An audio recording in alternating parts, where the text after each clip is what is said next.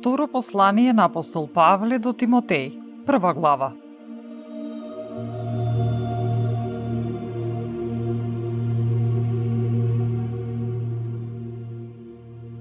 Павле, апостол на Исус Христос по волјата Божја, според ветувањето на животот во Христос Исус. До Тимотеј, возлюбеното чедо, благодат, милост и мир од Бог Отецот и од Христос Исус, нашиот Господ. Му благодарам на Бога, кому уште од прародителите му служам со чиста совест, додека постојано те споменувам во молитвите свој дење и ноќе.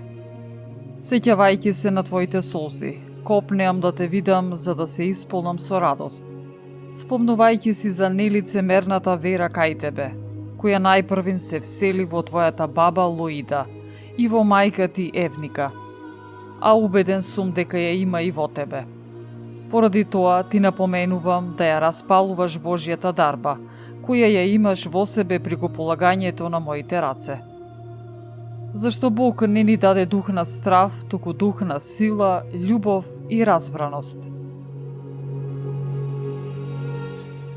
И така, не срамувај се од сведочењето за нашиот Господ Исус Христос, ниту од мене, затвореникот за Него, туку стане соучесник во страдањата за Евангелието Христово по силата на Бога, кој не спаси и не повика кон свето звање, не поради нашите дела, туку по својата добра волја и благодатта што ни е дадена во Христос Исус, пред вечни времиња, а откриена сега со јавувањето на нашиот Спасител Исус Христос, кој ја уништи смртта и го осветли животот и нераспадливоста преку Евангелието, за кое сум поставен како проповедник, апостол и учител на незнабожците.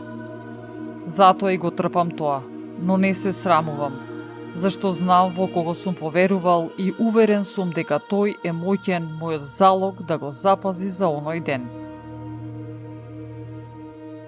Имај ги како пример здравите зборови што си ги чул од мене, со вера и љубов во Христос Исус. Запази го добриот залог преку Светиот Дух, кој живее во нас.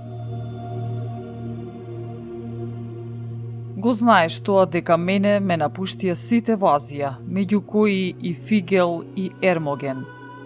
Господ нека му даде милост на домот на Онисифор, зашто многу пати ме успокои и не се посрами од моите окови. А кога дојде во Рим, грижливо ме побара и ме најде. Господ нека му даде да најде милост во него во оној ден. А колку служеше тој во Ефес, ти тоа најдобро го знаеш.